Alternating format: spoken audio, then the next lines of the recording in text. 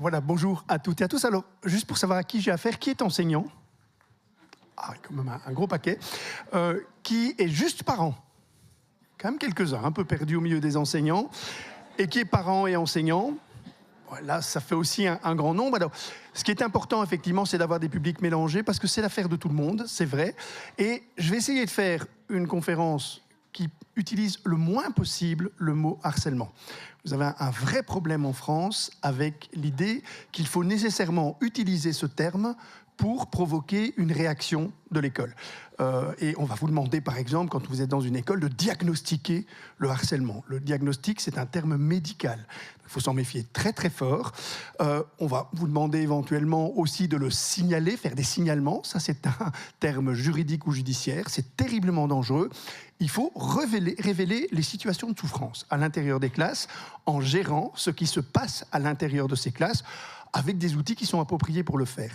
Parce que quand on utilise un mot comme un terme, je vais dire, qui devient ce qu'on appelle un mot bélier, c'est-à-dire un mot qui est utilisé pour fracasser les portes de l'école, eh bien on va très vite saturer de sens ce mot, et on va utiliser le mot harcèlement pour tout et n'importe quoi. Au risque, effectivement, parce qu'il faut savoir que dès qu'il y a une tension entre l'école et la famille, celui qui trinque, c'est toujours l'élève.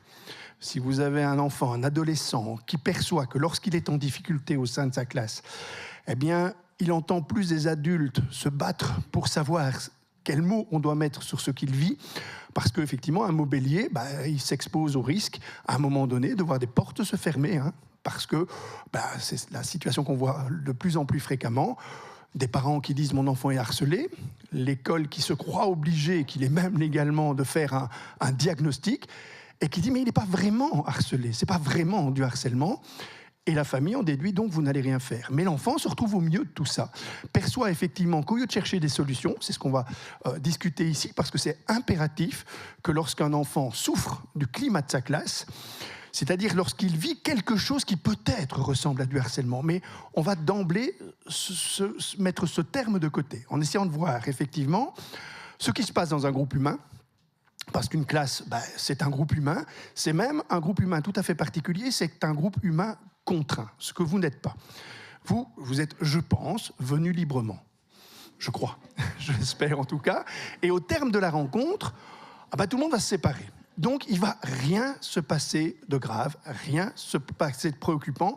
On risque même d'être, puisque ça dure 2 jours, uniquement dans ce qu'on appelle l'euphorie communautaire. Tout le monde va être content d'avoir vu des gens nouveaux, des têtes nouvelles, etc.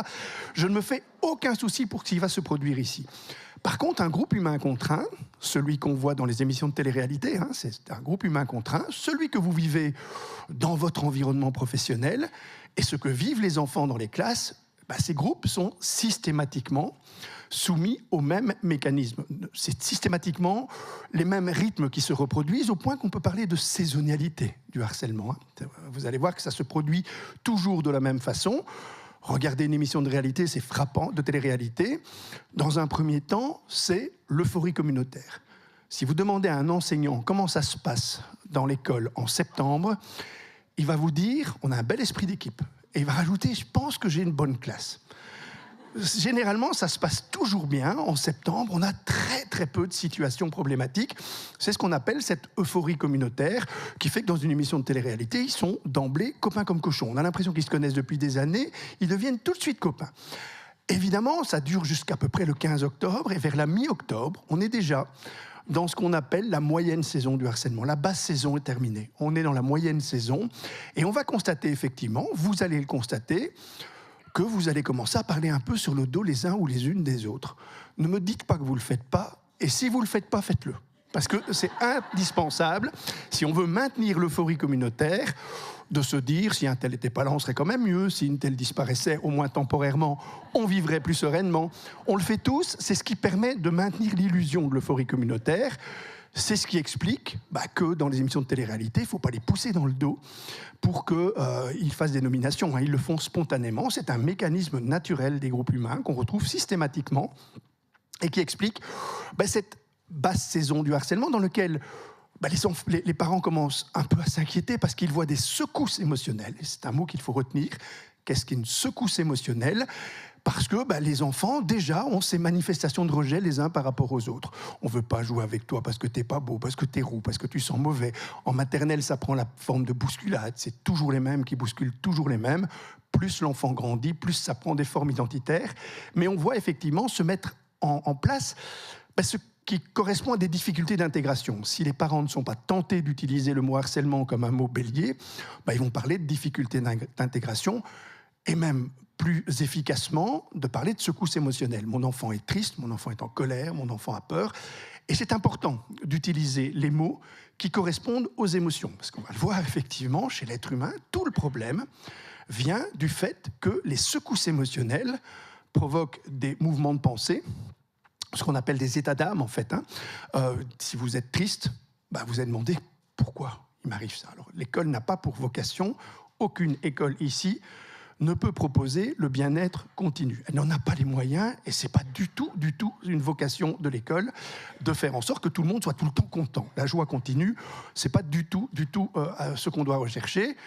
C'est absolument impossible. Imaginez un enfant qui n'est pas invité aux anniversaires alors que tous les autres le sont.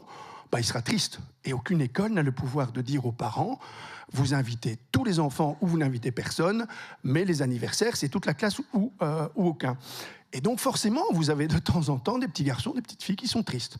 Alors, le gros problème n'est pas cette tristesse, elle est inévitable, tant en famille qu'à l'école. Le problème, c'est les questions qu'on commence à se poser par rapport à cette tristesse quand on crée des états d'âme. Pourquoi est-ce qu'on ne m'invite pas ? Est-ce que je suis trop ceci ? Est-ce que je ne suis pas assez cela ? Et c'est parti pour créer ces états d'âme qui, lorsqu'ils s'installent dans la durée, deviennent des sentiments. Personne ne m'aime. C'est comme la peur qui devient de l'inquiétude et puis qui finit par devenir la terreur, un sentiment. C'est une vision du monde que l'on se crée suite à des états d'âme qui se répètent de façon prolongée ou intense et qui font qu'on contamine toute notre vision du monde. L'école ne peut pas éviter que les enfants soient tristes, elle doit faire en sorte d'éviter qu'ils se posent de mauvaises questions par rapport aux émotions qui les traversent et elle ne peut pas accepter qu'un enfant vive l'école comme un lieu invivable parce que il aurait une vision du monde qui lui donne l'impression que ce monde est terrorisant, qu'il ne sera jamais aimé dans ce monde, qu'il est désespérant, etc. Et donc, les émotions, les premières secousses émotionnelles qu'on voit pendant cette moyenne saison, il va déjà falloir en tenir compte. On verra comment, et on verra comment on peut mettre en place des outils, parce que le but du jeu, c'est de savoir comment réagir pour que ces secousses émotionnelles, on puisse en tenir compte à l'intérieur de l'école en protégeant les émotions des uns et des autres au sein des classes.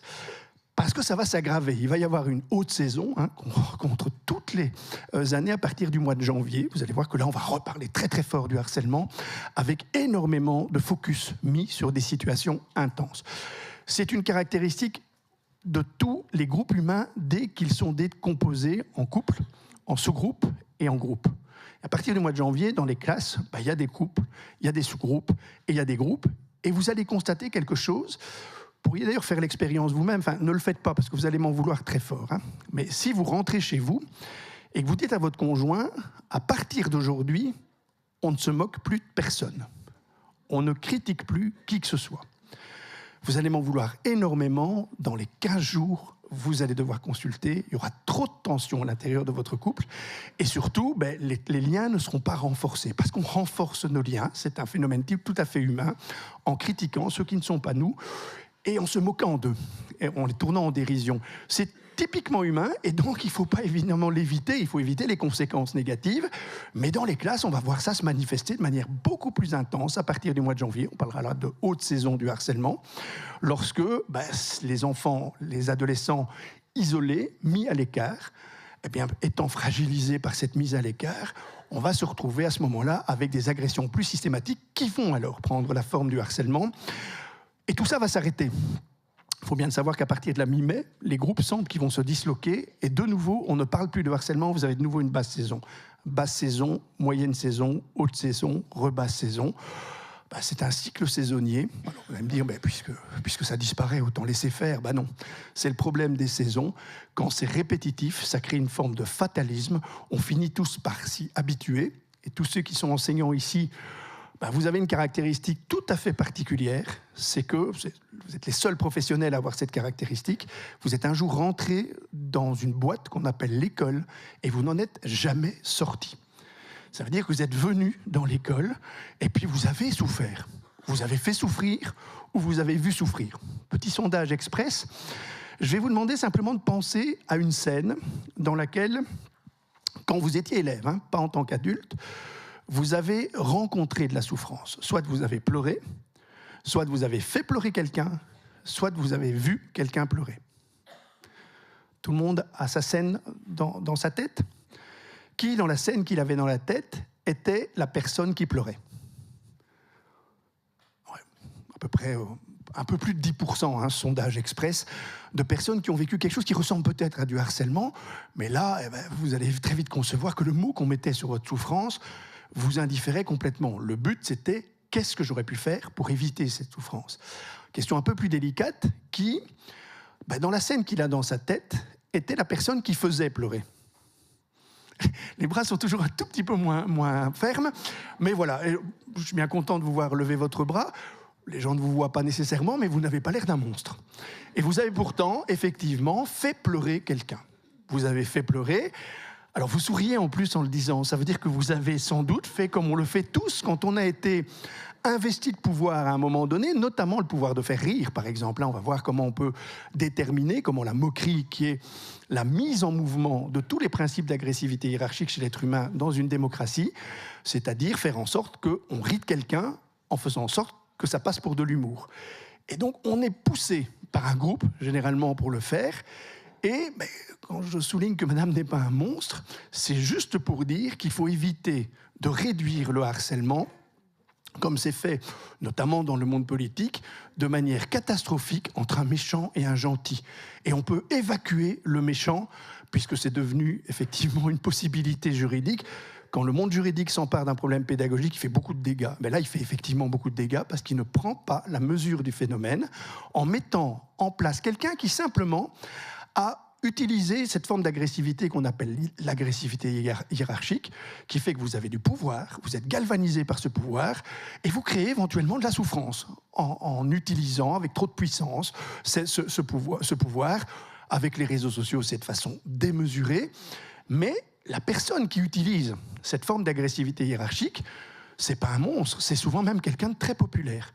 Et ce qui se passe quand on évacue l'enfant qui était effectivement la cible de l'agressivité de l'autre et qu'on laisse la personne, qu'on évacue celui qui a provoqué cette agressivité et qu'on laisse la personne qui l'a subie dans le groupe réagit en disant « lui, on l'aimait bien, il est parti.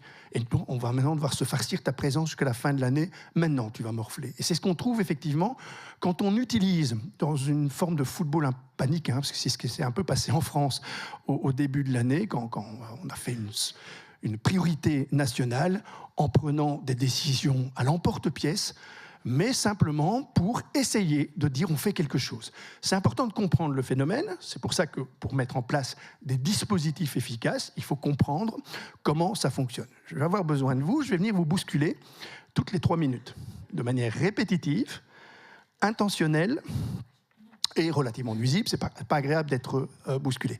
Est-ce que je suis un harceleur, selon vous? Oui, non? Alors, si on prend effectivement les termes juridiques, je suis un harceleur. Si on prend les termes pédagogiques, je suis un emmerdeur. C'est tout. Et vous allez très vite me le dire, et vous allez me demander d'arrêter. Je vais m'arrêter. Si vous ne le faites pas vous-même, quelqu'un le fera, et je m'arrêterai. Mais on va imaginer maintenant, chaque fois que je vous bouscule, je regarde ceux qui sont autour de vous. Et là, et je souris de façon connivente. Là, je deviens un harceleur, parce que je fige les rôles dominants, dominés, et ceux qu'on appelle les spectateurs, c'est-à-dire ceux qui, en regardant, figent le rôle des uns et des autres. C'est comme ça qu'on met en place ces mécanismes d'agressivité hiérarchique et qu'on rend surtout, et ça il faut tout de suite s'en rendre compte, celui qui est mis en situation d'être la cible de l'agressivité hiérarchique des autres dans l'incapacité de réagir. Je vais avoir besoin de vous au deuxième rang parce que vous êtes blonde. Je vais donc vous faire des blagues sur les blondes. Vous connaissez ces blagues un peu stupides qui sont rarement, exceptionnellement, voire jamais réalisées par des hommes tout seuls. Un homme tout seul, c'est ce qu'il risque. Si je vous fais des blagues sur les blondes et que vous ne riez pas, je vais me retrouver avec mon humour un peu stupide sur les bras. Si vous me faites remarquer que je ne suis pas drôle, c'est comme si vous mettiez une enclume dans les mains. Je vais donc faire ce que font les hommes. Je vais utiliser d'autres hommes et j'espère qu'ils seront bon public et qu'à chacune de mes blagues sur les blondes, ils vont se mettre à rire bêtement. J'espère que vous allez participer, parce que de cette manière-là, elle sera coupable très vite 3 fois. Coupable d'être blonde, coupable d'être supposée bête parce que blonde, et si elle ne rit pas, on va dire « elle n'a pas d'humour, hein. C'est parce qu'elle ne comprend pas, elle est blonde », et vous êtes enfermé dans l'incapacité de réagir. C'est pour ça que c'est une arme d'agressivité de meute, hein, réalisée par des hommes systématiquement en groupe, de la même façon que les situations de harcèlement supposent cette présence du groupe, ce côté spectaculaire. Alors on imagine déjà qu'avec les réseaux sociaux, le nombre de spectateurs virtuels, il augmente de façon infinie, et donc vous avez cette forme d'agressivité qui n'a même plus besoin de la répétition, puisque la répétition, elle va être réalisée par le média lui-même. Une seule agression, puis à chaque like, chaque fois qu'elle est partagée, chaque fois qu'elle est commentée, vous revivez l'agression de manière démultipliée. Et donc on est resté sur une définition complètement obsolète. On demande aux écoles de faire un diagnostic sur une définition qui n'a plus de raison d'être, et puis on se retrouve effectivement avec un schéma de tension, avec des écoles qui essayent de diagnostiquer sans qu'on leur dise simplement le point focal, c'est l'idée que quelqu'un vive une secousse émotionnelle intense associée, comme vous dans la situation de la blonde, ou vous, si je me moque de vous, avec d'autres personnes qui sourient de manière ou rient de manière connivente, avec l'incapacité de réagir. Ça, il faut tout de suite s'en rendre compte et accepter cette idée-là quand on est parent. Les parents, il y a 2 éléments qu'on doit avoir en réflexe dès qu'un enfant estime être victime de harcèlement, sans même utiliser le terme, parce que j'ai de plus en plus d'enfants qui viennent en consultation en me disant « je suis harcelé ». Et puis, c'est quoi le harcèlement? Ils sont un peu vagues. En fait, ils répètent le terme qui a été mis dans leur tête par des parents. Qu'est-ce que tu ressens? Quelles émotions est-ce que tu vis? Moi, j'ai des émoticônes en permanence, hein, joie, tristesse, colère, peur, dégoût. Je prescris vice-versa à tour de bras. Pas le 2 tout de suite, le 1. Faites toujours l'effort de regarder le 1 avant le 2. Le 1 va rentrer dans votre cerveau d'enfant, celui qu'on a conservé quand on vit avec des émotions pures, joie, tristesse, peur, colère, dégoût. Et puis, si vous allez regarder le 2, vous allez rentrer dans votre cerveau d'adolescent, qui est une construction mentale à partir des secousses émotionnelles, l'estime de soi perturbée, le chagrin, l'inquiétude, tous ces mécanismes-là, qui sont des mécanismes qui supposent l'intervention du cortex.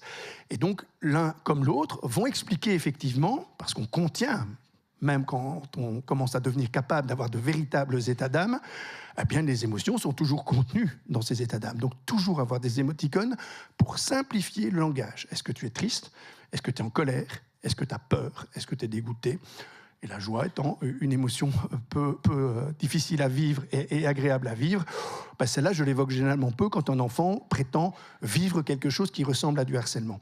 Et le réflexe, 2 réflexes qu'on doit avoir quand on est parent d'un enfant qui estime souffrir d'un point de vue émotionnel, le premier réflexe, c'est de dire à son enfant « aucune caractéristique en toi ne l'explique ou ne le justifie ». C'est important que tout le monde sache qu'aucune recherche n'arrive à identifier un profil type d'enfant harcelé. C'est important parce que l'enfant, lui, quand il vit des secousses comme celle-là, il se pose tout de suite des questions à propos de lui-même. Je suis trop ceci, je suis pas assez cela. Et donc, il va se retrouver très, très vite à se questionner. C'est comme ça que l'estime de soi est érodée. Donc, premier réflexe, rien ne l'explique. Il y a un seul portrait qu'on a pu faire d'enfants victimes de harcèlement, et dans ce cas-là, c'est même de cyberharcèlement, qui ont réalisé une tentative de suicide.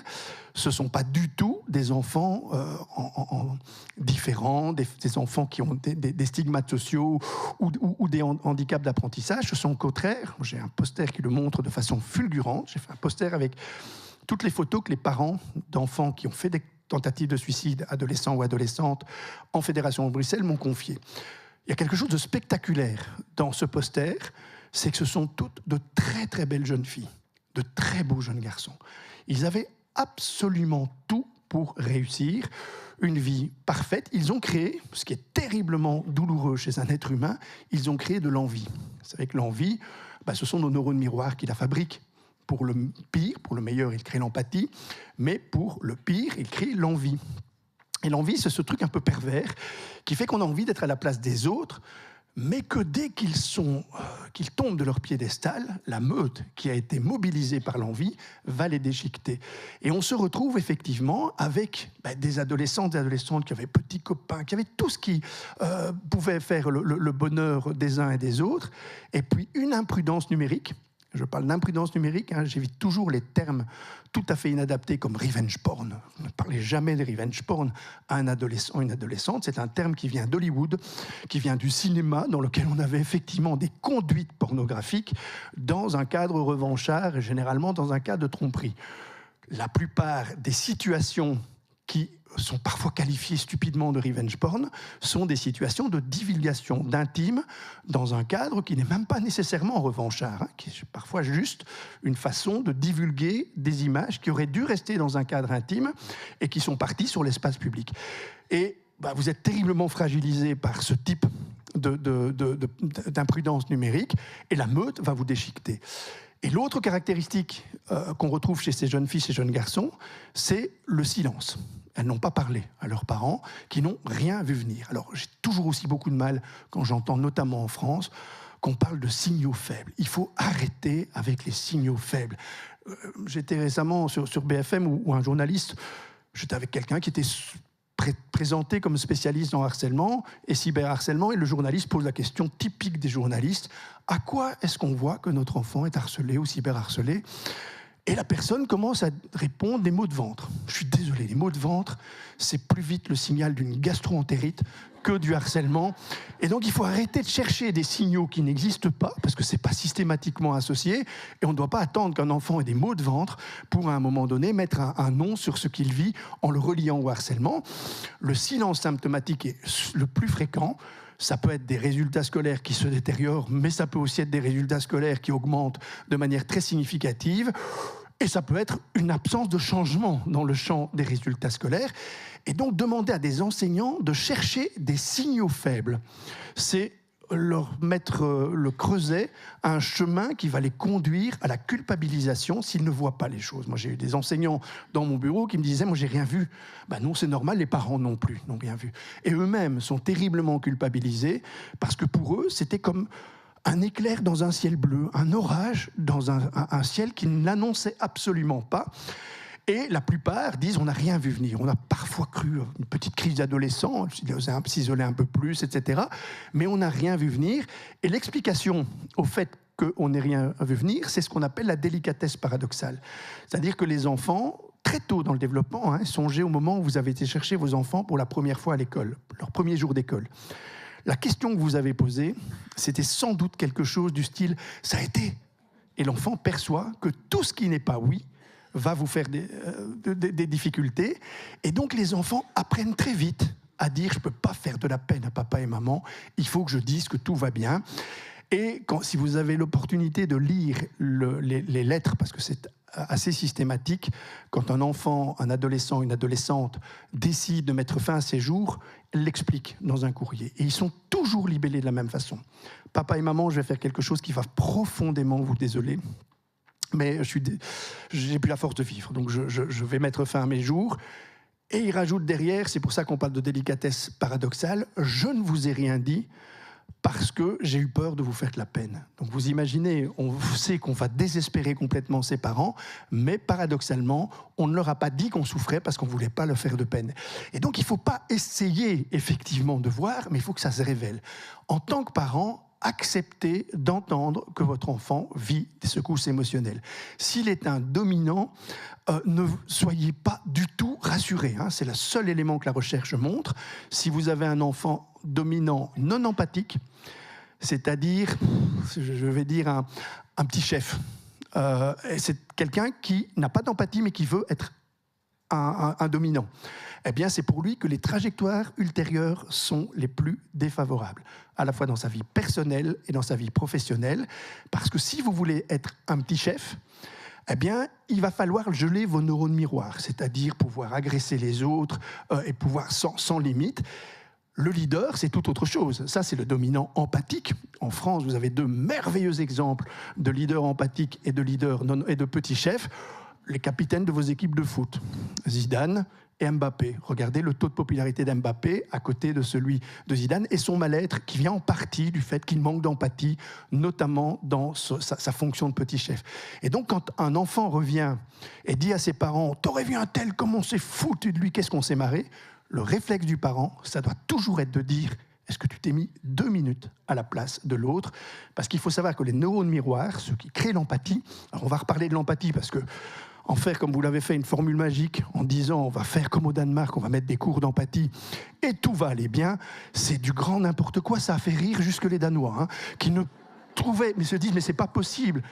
On a affaire à une société qui est plus empathique pour des raisons culturelles et qui manifeste plus l'empathie, hein, tout simplement parce que la société est construite de cette manière-là, elle n'est pas nécessairement plus généreuse, mais elle est plus empathique. Et vous imaginez qu'en enseignant l'empathie, qui ne s'enseigne pas, qui se met en mouvement. On verra les techniques qu'on va essayer de développer ici, sont des techniques qui permettent de développer l'empathie chez tous, y compris chez le dominant, ce qui fait que tous les parents y gagnent. Les parents de l'enfant qui est en difficulté, parce qu'au lieu de dire « mon enfant est harcelé », ils viennent dire « mon enfant vit une émotion difficile », est-ce que vous savez gérer ça au sein de la classe ? On verra quel outil on peut mettre en place. Et les spectateurs, c'est-à-dire ceux qui souffrent énormément, de ne pas pouvoir intervenir, parce que c'est très compliqué d'intervenir dans un schéma où on suppose d'ailleurs que pour intervenir, vous devriez devenir un héros. Moi, j'ai beaucoup de mal avec ce type de projet qui dit « deviens un héros, viens en aide à ceux qui sont en difficulté ». Non, dans une démocratie bien constituée, on doit tous être capables de venir en aide à ceux qui manifestent des signaux de détresse émotionnelle sans se mettre en danger.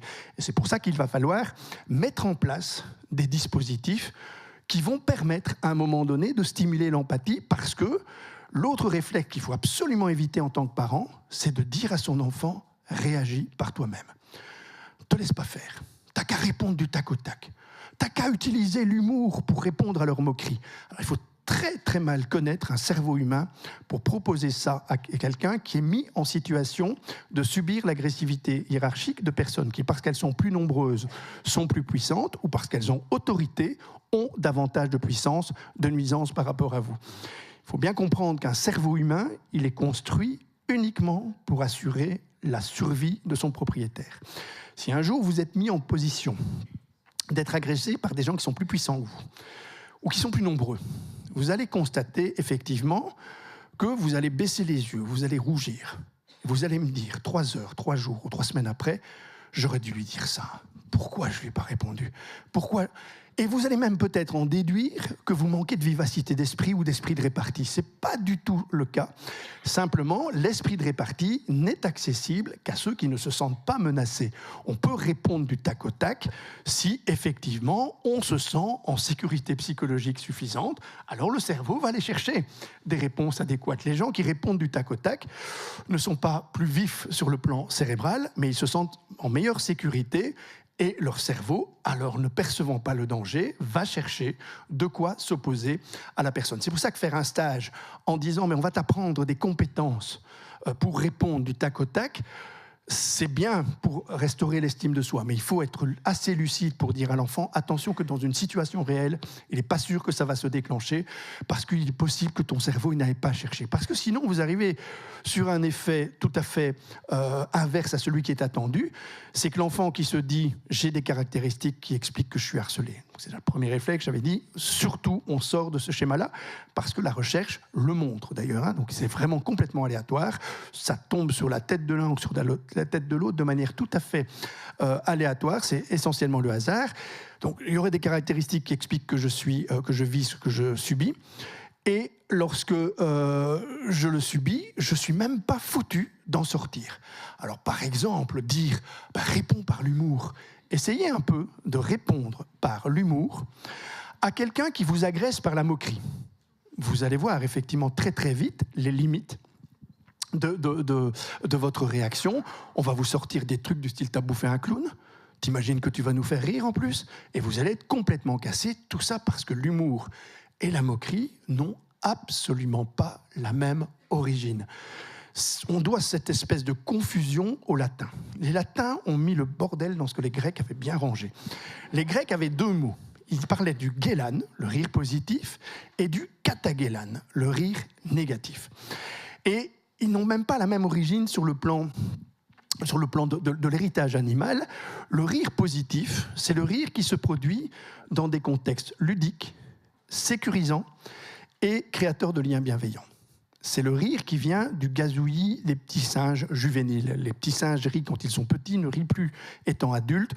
Les petits rats rient. Il y avait plein d'animaux qui rient, effectivement. C'est une espèce de petit gazouillis, mais uniquement dans ce contexte sécurisant, créateur de liens bienveillants et ludiques.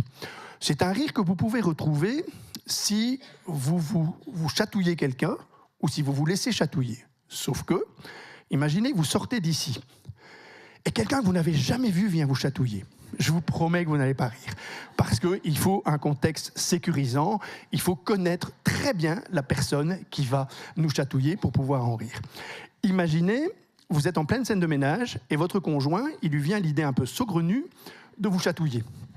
Là aussi, vous allez très vite le renvoyer à ses chères études, parce qu'il faut que le contexte soit ludique. S'il n'est pas ludique, il n'est pas question, effectivement, d'avoir même envie de rire. Vous allez très vite constater que votre corps ne se met pas en mouvement. Il faut un contexte ludique. Et si vous voulez voir à quel point c'est nécessairement relationnel et bienveillant, ne le faites pas maintenant, ça va vous rendre un peu pathétique, mais attendez de rentrer chez vous ce soir, vous vous installez devant un miroir et vous pratiquez ce qu'on appelle l'auto-chatouillement. Donc vous vous chatouillez vous-même. Si vous riez, allez consulter. C'est que vous n'êtes pas bien, parce que l'auto-chatouillement ne produit pas de rire. On ne rit que quand on chatouille quelqu'un d'autre que soi. Et donc, c'est important, effectivement, de concevoir.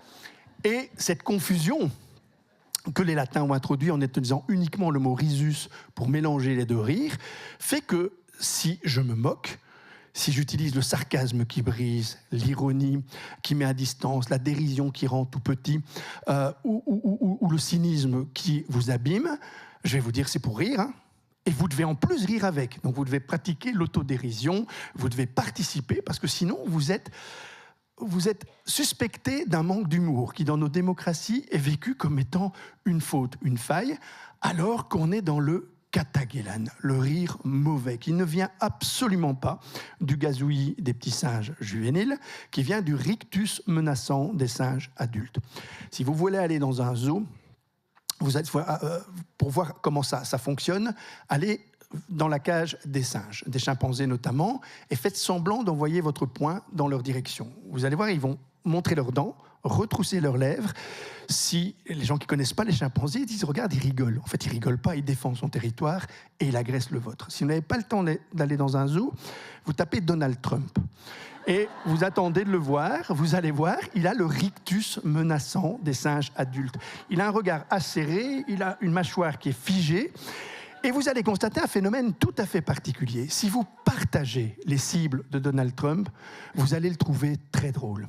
Si vous ne partagez pas ces cibles, il suffit pour ça de n'avoir aucun problème avec les Mexicains et avec tous ceux qui ne sont pas américains, eh bien vous allez constater effectivement que vous n'aurez aucun mal à ne pas le trouver drôle, vous aurez même tendance à le trouver agaçant. C'est ce qui explique que les partisans de Trump le trouvent désopilant, les autres le trouvent irritant. Eh bien, c'est ce qui se passe effectivement quand la moquerie s'installe à l'intérieur d'une classe, par exemple, et que celui qui en est la victime, et sur les réseaux sociaux, évidemment que c'est très facile d'utiliser la moquerie, de mettre des tas de petits smileys chaque fois que vous faites une vanne et que vous dites « c'est pour rire », méfiez-vous, vous étiez sans doute sur un chemin très très escarpé qui sépare le ghélan du kataghélan et donc l'humour de la moquerie.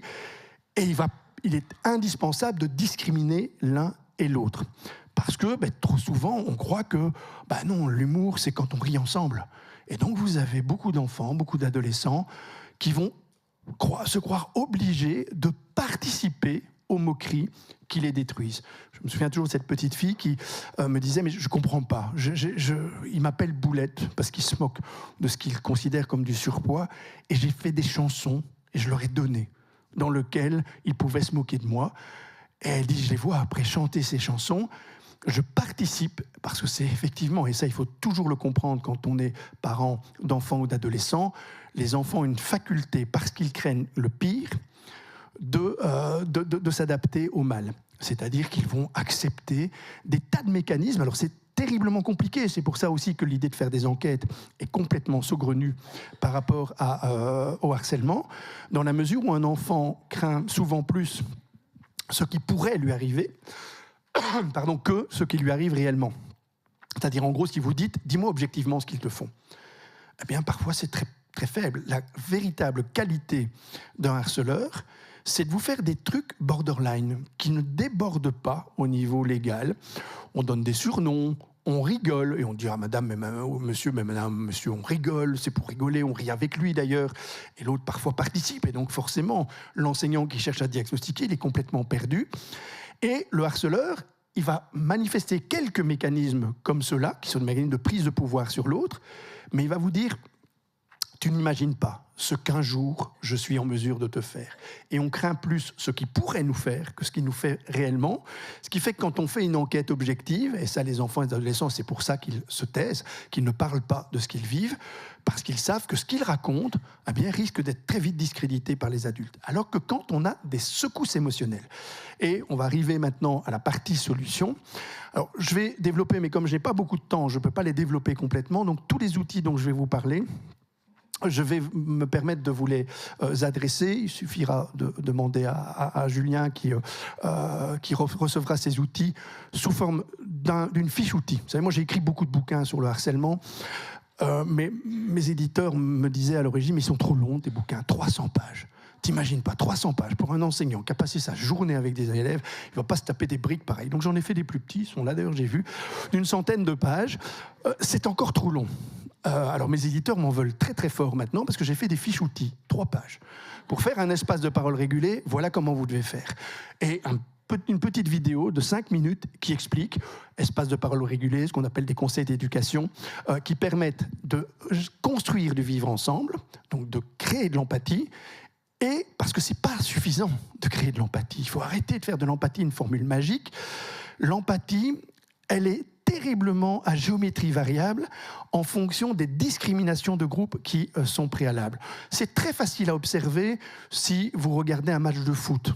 Vous changez le maillot des joueurs. Vous êtes le supporter de joueurs qui jouent en rouge. Eh bien, tout ce qui va arriver aux joueurs en rouge, les blessures, un pénalty raté, tout ce que vous voulez, vous allez avoir énormément d'empathie pour le joueur. Et puis, vous êtes opposé à des gens qui jouent en bleu. Je fais Belgique-France, hein, dans ma tête, je n'ai pas fait exprès, mais on a un petit contentieux avec vous à ce niveau-là. Et donc, on va imaginer, effectivement, moi je suis rouge, imaginez Mbappé shot à côté du ballon, se blesse, se fracture une nouvelle fois le nez. Je peux vous promettre que j'aurai très peu d'empathie. Simplement parce que je tiens avec les rouges. Changez les maillots des joueurs et vous avez, toutes les recherches montrent, hein, il y en a énormément, qui montrent que quand on a discriminé une population, et c'est facile de discriminer, il suffit de les considérer comme un tout petit peu moins humains que nous, ce qu'on appelle l'infrahumanisation. C'est pas très compliqué à réaliser. Vous utilisez un terme animal, vous l'associez à un phénomène humain. Par exemple, on parle des migrants. La migration est un phénomène animal. Eh bien, dès qu'on parle de migrants, de migration, vous avez un petit réflexe d'infrahumanisation qui permet de diminuer notre tendance à l'empathie. Alors, juste pour expliquer, effectivement, qu'il faut des dispositifs complets. Stimuler l'empathie, pas l'enseigner, ça ne s'enseigne pas, ce n'est pas une compétence. Je peux vous faire un cours sur l'intelligence émotionnelle. Ça ne permettra pas, effectivement, d'augmenter votre niveau d'empathie. Par contre, si je demande à la personne qui est au premier rang, on va imaginer un groupe de paroles régulées avec le premier rang. Il faut être une vingtaine, ça peut être jusque 30, et on les met en cercle. Donc il faudrait vous mettre en cercle. Et puis je demande à chacun de choisir une émotion qui correspond à son état émotionnel. Joie, tristesse, colère, peur, dégoût. C'est pour ça qu'il faut toujours avoir les émoticônes à sa disposition. Et on va imaginer que vous prenez un émoticône pour dire que vous êtes triste. La première règle d'un espace de parole régulé, c'est qu'une émotion se dit, ne se contredit pas. Si vous me dites que vous êtes triste, je n'ai pas à vous dire que vous n'avez pas à être aussi triste que ça, ou que vous n'avez pas à être triste. Or, c'est le réflexe qu'on a, pas parce qu'on est malveillant, hein, mais parce qu'on est très proche. Si votre enfant vous dit qu'il est triste, vous allez voir, imaginez une scène où votre enfant, votre meilleur ami vous explique « je suis triste ». Vous allez voir que très très vite, vous aurez un mécanisme qui va se mettre en mouvement, qui fait que vous aurez tendance à lui dire « sois pas si triste, tu sais. Les raisons de ta tristesse ne sont pas aussi graves que ce que tu imagines et tu as énormément de raisons d'être heureuse. Ce n'est pas par malveillance, c'est juste parce qu'on craint la contagion émotionnelle, parce que c'est un proche. » Si vous avez un professionnel, il va réagir de façon tout à fait différente. Vous êtes triste, vous avez bien raison d'être triste, vous avez votre raison d'être triste, et donc on contient l'émotion de cette manière-là, en ne la contestant ni dans sa légitimité, ni dans son intensité. Si on ne met pas en place une règle, les enseignants sont proches de leurs élèves. Ce sont des professionnels de proximité. Et donc il faut qu'il y ait une règle qui dit on ne va pas contester l'émotion. Si vous dites je suis triste parce qu'on se moque de moi, personne n'a à vous dire que c'est de l'humour. On ne conteste pas l'émotion. Et alors, je n'ai pas beaucoup de temps, donc je vais vous l'expliquer comme si, effectivement, on avait dans le cerveau, pour comprendre l'intelligence émotionnelle, 3 petits guichets. Un premier guichet qui vous demande « qu'est-ce que tu ressens ?» Et il vous propose de choisir entre ces émoticônes-là. Ce n'est pas du tout infantilisant, ce sont les mêmes émotions qu'on va ressentir tout au long de notre vie. On met en place des espaces de parole régulés dans les maisons de retraite. Ce sont les mêmes, effectivement, émotions qui sont vécues en fin de vie, en début de vie. Joie, tristesse, colère, peur, dégoût. Et on ne conteste pas l'émotion. Ça, c'est la première règle. La deuxième règle, parce que si vous dites que vous êtes triste, ça ne va pas créer spontanément de la contagion émotionnelle et de l'empathie. Pour ça, il faut activer le deuxième guichet. Le deuxième guichet qui vous demande pourquoi tu es triste et qui ne va pas vous interrompre. C'est ça aussi, c'est un mécanisme naturel par rapport à nos proches. Si votre enfant vous dit qu'il est triste, vous êtes formaté pour le prendre dans vos bras. C'est biologiquement préparé, et en le prenant dans vos bras, vous l'empêchez de parler. Et c'est juste une façon, effectivement, d'éviter d'être pris dans le flux émotionnel. Si vous voulez voir comment ça fonctionne, tapez sur Internet « Keaton harcèlement ». C'est un petit garçon américain, sa maman a une fulgurance. Elle le filme au moment où il explique ce qu'il est en train de vivre en termes de souffrance à l'école. C'est un très bel exercice pour vos neurones miroirs. Vous allez voir, ça dure 6 à 7 minutes, mais après 3 minutes, si vos neurones miroirs fonctionnent normalement, vous aurez les larmes aux yeux. C'est inévitable, parce que simplement, raconter une émotion crée une contagion émotionnelle si vous regardez le visage de celui qui raconte cette émotion. Et donc, si vous regardez ce petit Keaton, vous allez voir des tas de messages d'adultes qui réagissent. On frôle le million de réactions avec des vedettes comme Snoop Dogg, Rihanna, etc. Il y a des tas de personnes qui réagissent, mais vous allez voir aussi, comme toujours sur les réseaux sociaux, des messages haineux de gens qui disent « mais cette maman est complètement dénaturée, c'est pas possible », au point qu'elle a dû faire un petit clip pour dire « voilà, j'ai effectivement dû...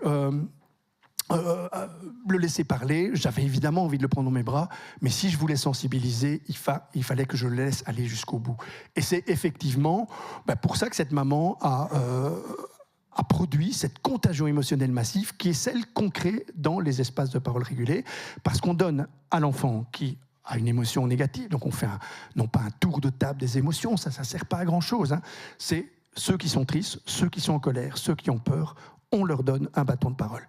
Explique-nous pourquoi tu as peur, explique-nous pourquoi tu es triste, explique-nous pourquoi tu es en colère. Et le bâton de parole, deuxième règle d'un espace de parole régulé, on ne prend pas la parole si on n'a pas le bâton de parole. Et donc la règle, c'est que c'est l'adulte et exclusivement lui qui donne et qui reprend la parole dans l'espace de parole régulé.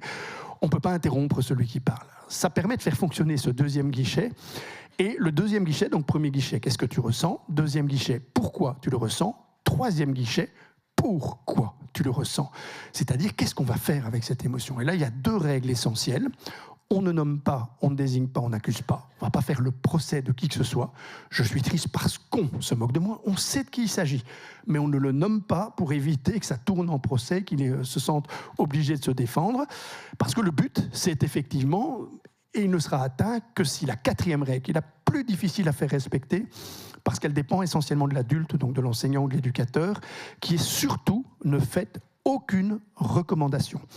On demande simplement aux élèves qu'est-ce qu'on peut faire pour celui qui est triste, qu'est-ce qu'on peut faire pour celui qui est en colère ou pour celui qui a peur. Et là, on voit effectivement l'empathie se mettre en mouvement à l'intérieur d'un cadre dans lequel on voit les choses se développer très rapidement. Quand on met en place ces espaces de parole régulés de manière régulière et fréquente, eh bien on voit effectivement qu'on arrive à gérer le climat de classe. En Fédération Wallonie-Bruxelles, on ne parle plus de harcèlement, on parle de gestion du climat de classe pour éviter d'avoir justement cette tension autour du harcèlement. Alors pour laisser un tout petit peu de place à vos questions, je vais juste développer en quelques mots l'autre outil qui fait qu'on a affaire à un dispositif. Je l'ai dit tout à l'heure, si on laisse le racisme, l'homophobie, tout ce qui est prévu comme des délits. On laisse ça se mettre en mouvement sans proposer des sanctions, sans pour autant que l'école ait à faire des enquêtes, parce que l'école n'est pas un système juridique ou judiciaire, mais il faut sanctionner l'agression physique, l'insulte raciste, sexiste, homophobe. Tout ça, il y a des lois. Et l'école n'a pas à réinventer les lois. Elle a juste à servir de courroie de transmission avec des outils pédagogiques. Je ne vais pas développer plus cet outil-là, qui suppose simplement que l'élève qui a possiblement réalisé une infraction, une transgression d'une loi, eh bien, celui-là doit se trouver un porte-voix pour expliquer pourquoi il l'a fait. Et il va, avec son porte-voix, qui n'est pas son avocat, ce n'est pas une structure juridique, c'est une structure pédagogique, il va avec son porte-voix au conseil qui prend une sanction systématiquement et qui prend une sanction probatoire. Si tu recommences, effectivement, voilà la sanction qui va tomber. On va imaginer un enfant qui a frappé parce que son père lui a dit « Mon vieux, tu es harcelé depuis le début de l'année, l'école ne fait rien. Maintenant, tu cognes. » Vous imaginez cet enfant cogne et il reçoit une sanction. Le père, il est démonté. Il va effectivement, à ce moment-là, rentrer à l'école en disant « C'est pas possible, vous ne protégez pas mon enfant. » Et en plus, vous le sanctionnez. Si vous avez des conseils d'éducation, cet enfant choisit un porte-voix. Il explique effectivement qu'il frappe parce qu'il est harcelé. Le conseil lui dit « Tu ne peux pas frapper ». Le parent reçoit une lettre qui est libellée toujours de la même façon. Votre enfant s'est rendu coupable d'une agression physique vis-à-vis d'un tel. Nous ne pouvons pas accepter ce type de comportement. Mais ce qui est important, c'est ce qui va suivre. Nous sommes convaincus qu'il ne reviendra pas parce que nous avons agi sur les motifs de son comportement. Et là, le père va dire « Ok, arrête de frapper » parce qu'effectivement, ils sont en train de mettre en place des choses parce qu'évidemment qu'on aura mis en place des espaces de parole régulés pour que le climat de classe puisse être stabilisé et qu'ils ne vivent plus les situations de harcèlement. C'est ça un dispositif. Ce sont des outils hétérogènes qui finissent par former un ensemble homogène. Et pour conclure, je parlerai quand même du cyberharcèlement. En disant, mais voilà, les conseils d'éducation permettent de gérer les situations de cyberharcèlement parce qu'ils rendent l'utilisation des réseaux sociaux de manière asociale illégale au sein de l'école. Ça veut dire qu'il y avait même une application qui permet, lorsqu'un enfant vit une agression numérique, d'appuyer sur un petit bouton. Aussitôt, les écrans sont copiés, ils sont stockés. Un deuxième petit bouton apparaît. Si tu estimes que tu es cyberagressé, appuie sur ce bouton-là. Et là, les dossiers sont envoyés à l'école qui met en place des conseils d'éducation, des espaces de parole. Mais les conseils d'éducation qui disent simplement à ceux qui agressent d'un point de vue numérique, si on a de nouveau une trace d'agression numérique de ta part, voilà la sanction à laquelle tu t'exposes. Et on peut contrôler, puisqu'on reçoit des copies d'écran, dès que tu utilises les réseaux sociaux de manière asociale. C'est impératif de le faire de cette manière-là, parce que le cyberharcèlement, ce n'est pas un harcèlement différent, c'est juste le harcèlement tel qu'on le connaît habituellement, mais avec une caisse de résonance qui amplifie les mécanismes et qui les rend à la fois très virulents et très fulgurants. Donc il faut des réponses rapides. Ce sont les outils que je vous propose de découvrir. Donc je vais envoyer quelques liens aux personnes qui ont organisé la conférence. Donc si vous souhaitez les outils, vous demandez, ces outils vous seront diffusés le plus rapidement possible. Voilà, merci en tout cas pour votre attention.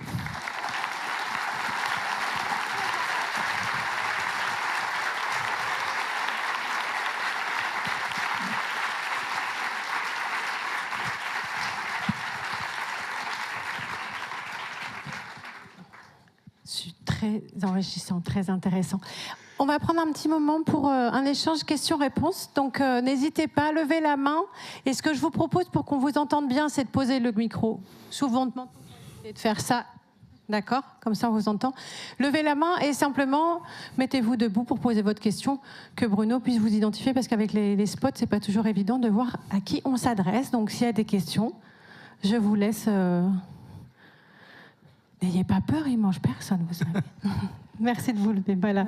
Bonjour, c'est un peu impressionnant, excusez-moi pour la voix un peu blanche. Que pensez-vous de la MPP, méthode de préoccupation partagée, dans le programme phare de prévention du harcèlement à l'école? Moi, je suis directrice d'école, je fais souvent des signalements, comme ma hiérarchie me le demande. Et voilà, je voudrais avoir votre avis sur cette méthode-là. Alors, je crois que c'est vraiment important, quand on se préoccupe de ce que vivent les enfants, de ne pas dire ça c'est bien, ça c'est pas bien. C'est intéressant. Le problème, c'est que quand on livre une caisse à outils, on doit toujours veiller à ce qu'il n'y ait pas un seul outil dedans. Le gros problème, il est celui-là, c'est-à-dire que la préoccupation partagée, si vous voulez, par rapport à l'empathie, c'est une façon d'imposer l'empathie. En gros, en utilisant votre charisme d'enseignant ou de directeur d'école pour dire toi là, ce que tu as fait, j'aime pas trop, j'aimerais bien que tu cherches des solutions avec moi. Si vous êtes un enseignant norvégien, ça va marcher très très bien. Parce qu'un enseignant norvégien, il a le même statut qu'un médecin. Parce qu'il a fait le même nombre d'années d'études qu'un médecin. Si vous êtes un enseignant belge ou français, ça ne marchera pas à tous les coups. Parce que d'une part, c'est très chronophage. D'autre part, vous imaginez l'enfant que vous venez de secouer par l'idée de l'obliger à se préoccuper, va expliquer à son parent, tu sais que la prof, elle a dit que je harcelais. Là, vous allez voir tout de suite le parent débarquer chez vous en disant « c'est quoi cette histoire ?» Et l'autre, vous ne trouvez pas que, et on est parti pour la foire d'empoigne. Très bien, si vous vous sentez à l'aise avec la méthode. Par contre, diffuser un seul outil en supposant qu'il va tout régler, c'est comme si je vous donnais une caisse à outils avec juste un marteau dedans, vous allez tout prendre pour des clous. Et ça ne marchera pas. Et quand ça ne marche pas, évidemment que tout le monde est désespéré. J'ai entendu notamment les promoteurs de la préoccupation partagée, une fois que vous avez eu cette succession de suicides inédits en France, avec une pression énorme sur les écoles, une pression insoutenable. Quand on entend après un événement une ministre dire « j'aurai la main ferme » sans même préciser sur qui et sur quoi, on est en train de mettre une pression intense sur tout un système, avec des outils qui ne sont pas adaptés pour tout. Et forcément, vous avez eu suite à ça une succession de suicides, avec par exemple aussi des incidents très lourds, du style des appels à l'agression de meute réalisés sur les réseaux sociaux suite à des problèmes qui étaient eux-mêmes, qui auraient dû être anticipés. On est donc face à un phénomène qui suppose qu'on doit pouvoir réagir très vite avec un ensemble d'outils qu'on met à sa disposition, avec un outil préventif. Et quand j'ai entendu les personnes qui parlent de la préoccupation partagée dire oui, le cyberharcèlement, il faut bien dire que ça n'a pas d'efficacité par rapport à ça, parce qu'effectivement, on a affaire à une agression de meuse diffuse par rapport auquel l'idée de faire la preuve des choses est quasiment impossible. Sur un réseau social, la responsabilité est diluée, et puis avec un clic, vous effacez tous les contenus. Et donc là, il faut mettre en place des sanctions. Ça me fait d'ailleurs sourire que la personne qui parlait effectivement de préoccupation partagée écrit un livre sur l'autorité en disant il faut maintenant que l'autorité revienne. Et donc, on se rend bien compte qu'il y a toute une partie qui effectivement est restée occultée, des outils qui permettent à l'école de faire autorité. Et donc, c'est très dangereux de prendre comme ça le marché et puis de dire le cyberharcèlement, ça on verra plus tard. Le cyberharcèlement est quasi systématiquement associé au harcèlement. Il faut des outils spécifiques, il faut des dispositifs qui permettent aux enseignants d'aller chercher des outils opératoires qui leur correspondent. Aucun problème, ne comptez pas sur moi pour dire que la méthode de préoccupation partagée qui vient de Norvège, qui vient d'un monsieur qui s'appelle monsieur Picasse, qui a 85 ans. J'ai eu l'occasion de le voir, il est maintenant décédé, mais un peu avant qu'il décède, et il me disait, mais le cyberharcèlement, je ne sais même pas ce que c'est. Moi, les réseaux sociaux, je ne les connais pas. Je ne sais pas comment ça fonctionne, je ne sais pas comment ça marche. Je sais juste une chose, c'est que ça ne fonctionne pas. Ce qu'on propose, il faut d'autres outils. Et les outils qu'on vous propose avec les espaces de parole régulés, vous savez, en Fédération Wallonie-Bruxelles, à un moment donné, la ministre a décidé de faire de l'espace de parole régulé le socle de tous les dispositifs. Alors j'aurais pu le jeter mon chapeau en l'air en disant « Waouh, c'est chouette, c'est une belle reconnaissance ». J'ai surtout été voir la ministre, faites surtout pas ça. Espace de parole régulé, plein d'autres outils, stimuler l'empathie, provoquer l'empathie. et même de manière minimaliste enseigner l'empathie, pour autant que vous ayez des outils qui permettent aussi d'émettre des sanctions quand des valeurs, qui sont les valeurs de la société, sont mises en place parce que des lois ne sont pas respectées. Il faut un dispositif qui assure, même en plus, si vous voulez voir tous les outils, vous verrez qu'il y a des outils pour réguler les territoires. Les cours de récréation Fédération de Bruxelles, vous avez un endroit où on peut courir avec un ballon, un endroit où on peut courir sans ballon, et un endroit où on ne peut pas courir et pas jouer au ballon. Pour que tout le monde y trouve sa place, les petites filles comme les petits garçons. Réguler des territoires, c'est-à-dire mettre en place des règles qui permettent à chacun de se trouver, comme la circulation routière, de se trouver à l'aise sur les territoires, dans les couloirs, partout ailleurs. Une règle, en cas d'infraction, ça suppose une punition. Si on paye des amendes, c'est parce que la règle, elle doit être symbolique, c'est-à-dire qu'elle doit être incontestable. Petit truc que vous devez toujours avoir si vous mettez en place une règle, vous devez pouvoir la dessiner. Parce qu'elle est incontestable, elle doit agir sous forme de symbole. Et il faut que vous puissiez la punir en cas d'infraction, parce que sinon, les gens ne vont pas les respecter. Et puis, vous avez les normes. On ne se moque pas, on se respecte les uns les autres, etc. Là, il faut mettre en place des espaces de parole régulés pour protéger la parole de chacun.